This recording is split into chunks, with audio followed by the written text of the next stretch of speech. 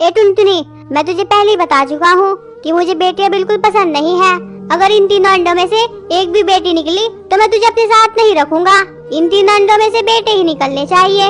देखिए जी, इन तीनों अंडों में से जो भी निकले वो भगवान की ही मर्जी होगी, इसमें मेरा कोई हाथ नहीं है। इतना बोलकर चिंटू चिड़ा वहाँ से चला जाता है। तभी उन तीनों अंडों में से 2 अंडे फूट जाते हैं और उनसे 2 बेटियां निकलती हैं। हे भगवान, ये क्या हो गया? अब मेरे पति इन दोनों बेटियों को देखकर मुझे घर से निकाल देंगे, फिर मुझे अपने बच्चों से दूर रहना पड़ेगा। नहीं नहीं, मैं अपने बच्चों से दूर नहीं रह सकती। मैं ऐसा करती हूँ, चिंटू जी के आने से पहले ही इन दोनों बेटियों को कहीं छिपा आती हूँ। इतना बोलकर टुनटुनी दोनों बेटियों को दूसरी जगह पर ले जाकर छिपा देती है। मेरी बच्चियों, मैं तुम्हारे पास लौट कर आऊंगी, तुम कहीं मत जाना, नहीं तो शिकारी पक्षी तुम्हें खा सकते हैं। इतना बोलकर टुनटुनी अपने घोंसले में वापस जाकर बैठ जाती है। तभी चिंटू चिढ़ा वहाँ आता है। अरे, बाकी 2 अंडे कहाँ गए? यहाँ तो सिर्फ एक ही अंडा है।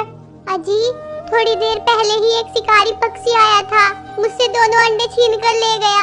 मैं सिर्फ एक ही अंडा बचा पाई। ये भी ठीक ही हुआ, क्या पता उन दोनों अंडों में से बेटियां निकलती। इतना बोलकर चिंटू चिढ़ा वहाँ से चला जाता है। तभी अंडा टूटने की आवाज होने से चिंटू वापस आता है। टुनटुनी बताओ, अंडे से बेटा निकला है या बेटी? अरे, तुम तो रो रही हो, इसका मतलब मैं यही समझू ना कि अंडे से बेटी निकली है? नहीं जी नहीं, ये आंसू तो खुशी के आंसू है। अंडे से तो बेटा निकला है। अरे वाह, अंडे में से बेटा निकला है। आओ बेटा, मैं तुम्हें जंगल में घुमाने ले चलता हूँ। इतना बोलकर चिंटू चिढ़ा अपने बेटे को जंगल में घुमाने ले जाता है। पता नहीं मेरी बेटियाँ कैसी होगी, कहीं कोई शिकारी पक्षी मेरी बेटियों को नुकसान न पहुँचा दे। मैं उनको देख आती हूँ। तभी जैसे ही टुनटुनी अपने बच्चों के पास पहुँचती है। अरे वाह वाह, आज तो एक ही जगह पर 2 शिकारी मिल गए। अब मैं तुम्हें खाकर अपनी भूख मिटाऊंगा। खबरदार, अगर तुमने मेरे बच्चों को हाथ भी लगाया तो मुझसे बुरा कोई नहीं होगा। हा हा हा हा हा, मैं तुम्हारे सामने ही तुम्हारे बच्चों को खाऊंगा। देखता हूँ तुम मेरा क्या बिगाड़ लोगी। जैसे ही शिकारी बच्चों की तरफ बढ़ता है, टुनटुनी उसे मारने के लिए उस पर टूट पड़ती है। दोनों की लड़ाई में टुनटुनी घायल हो जाती है। फिर किसी तरह वो अपने बच्चों को बचाकर घर ले आती है। चिंटू जी, मुझे माफ करना, मैंने इन बेटियों को आपसे छिपाकर पाला है, लेकिन अपनी बेटियों को बचाने के लिए मुझे शिकारी से लड़ना पड़ा, जिसके कारण मैं बहुत घायल हो चुकी हूँ। अब मेरा आखिरी समय आ गया है, आप इन दोनों बेटियों का भी ख्याल रखना। अब मैं इस दुनिया से जा रही हूँ। माँ, माँ, आप हमें छोड़कर नहीं जा सकती माँ, हम आपके बिना कैसे जिएंगे माँ? पिताजी, कुछ कीजिए ना, पिताजी, माँ को अस्पताल ले जाइए, जल्दी करिए पिताजी। तभी चिंटू चिढ़ा टुनटुनी को अस्पताल ले जाता है और उसे वहीं पर भर्ती कर देता है।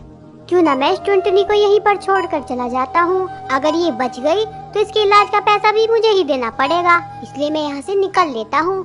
इतना बोलकर चिंटू चिढ़ा टुनटुनी को अस्पताल में ही छोड़कर घर वापस आ जाता है।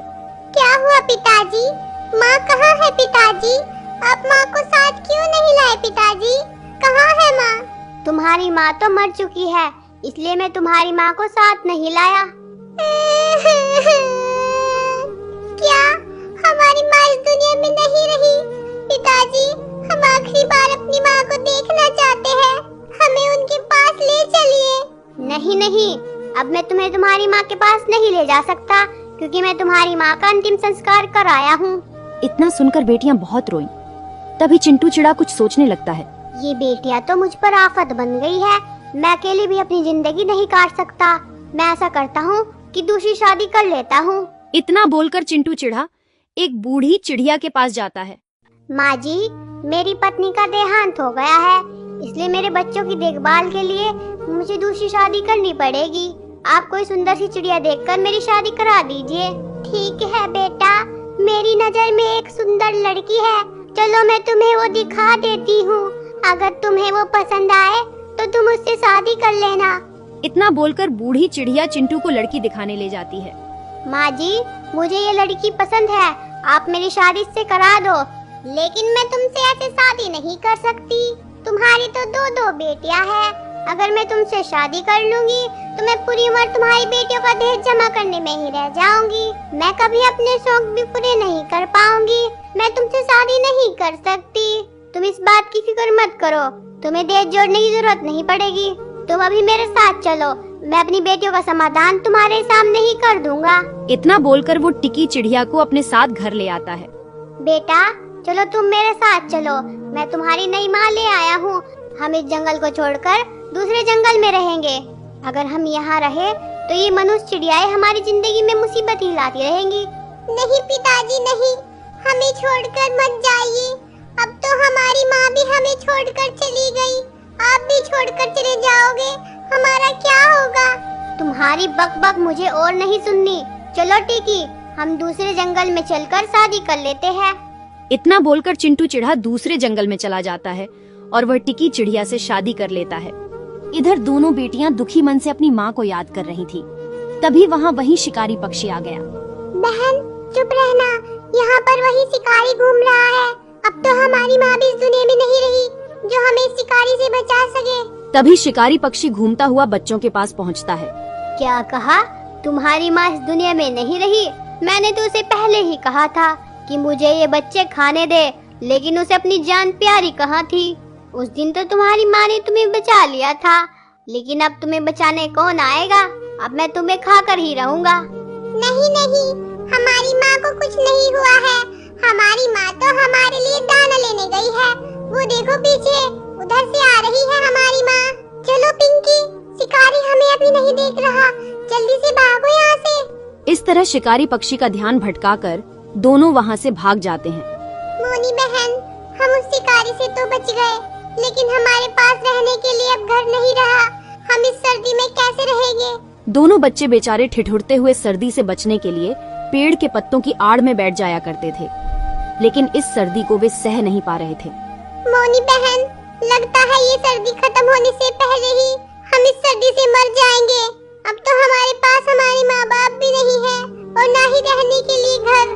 रोज रोज मरने से अच्छा है कि हम एक बार ही अपनी जान दे दे। सही कहती हो बहन, शायद भगवान भी यही चाहते हैं। चलो हम किसी कुएं में कूदकर अपनी जान दे देते हैं।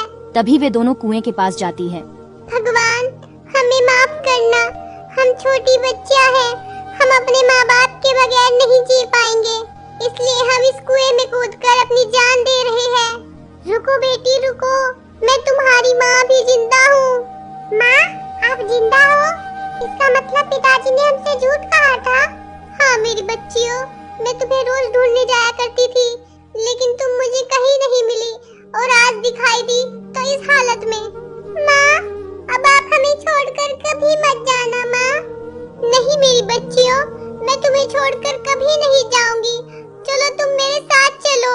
तभी टुनटुनी अपनी बेटियों को अपने साथ ले आती है और तीनों साथ में रहने लगते हैं। उधर चिंटू चिढ़ा अपनी दूसरी पत्नी के साथ रह रहा था। तभी वह बीमार पड़ गया। उसकी दूसरी पत्नी टिकी उसकी बीमारी की वजह से उससे चिढ़ने लगी। बुढ़े, शादी से पहले तो तूने कहा था कि तू मुझे बहुत खुश रखेगा। तू मुझे खुश क्या रखता, तू तो खुद ही बीमार होकर मेरे गले पड़ गया। मैं जा रही हूँ दूसरी शादी करने, तू तो मेरे लिए मर गया। इतना बोलकर टिकी चिड़िया चिंटू के बेटे को लेकर उसी बूढ़ी चिड़िया के पास जाती है। माँ जी, मेरे पति की तो मौत हो गई, इसलिए मुझे इस बच्चे को पालने के लिए दूसरी शादी करनी पड़ेगी। आप मेरी दूसरी शादी करा दो। बूढ़ी चिड़िया टिकी की शादी कौवे से करवा देती है। शादी के कुछ दिन बाद ही टिकी चिड़िया बीमार पड़ जाती है। अगर तू पहले से ही बीमार थी तो तूने मुझसे शादी क्यों की? मैं एक बीमार चिड़िया के साथ अपनी जिंदगी नहीं गुजार सकता। तू इस बेटे को लेकर यहाँ से निकल जा, मुझे नहीं रहना है तेरे साथ। तभी चिंटू का बेटा और टिकी दोनों जंगल में रहने लगते हैं। बेटा, मैंने तुम्हारे पिताजी को बीमारी में छोड़कर बहुत गलत किया था। मैं मरने से पहले एक बार उनसे माफी मांगना चाहती हूँ। पता नहीं पिताजी अब जिंदा भी होंगे या नहीं, वो आपको कभी माफ नहीं करेंगे। फिर भी एक बार हम उन्हें ढूंढने की कोशिश कर लेते हैं। बीमार टिकी किसी तरह चिंटू को ढूंढने के लिए निकल पड़ती है। वह बीमार होने की वजह से बार बार आराम कर रही थी। तभी वह टुनटुनी के घोंसले के पास भी आराम करने के लिए रुकी। क्या हुआ बहन, तुम बीमार लग रही हो? तभी टिकी ने उसे सारी बात बताई। टिकी जान गई थी कि चिंटू की पहली पत्नी टुनटुनी थी और टुनटुनी को भी पता चल गया था कि चिंटू ने दूसरी शादी टिकी से ही की थी। तभी सभी चिंटू को ढूंढते हुए चिंटू के पास पहुँचे। चिंटू एक पेड़ के पास उदास बैठा हुआ था।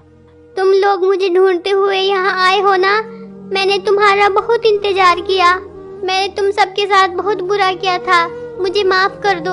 आप माफी न मांगो, आपको अपनी गलती का एहसास है, यही काफी है। आप हमारे साथ चलिए, हम सब मिलकर रहेंगे। चिंटू जी, मैंने आपके बीमार होने पर आपको छोड़ दिया था, मुझे माफ कर देना चिंटू जी। इतना बोलकर टिकी चिड़िया की मौत हो गई। फिर चिंटू चिढ़ा, टुनटुनी और उनके बच्चे साथ में रहने लगे।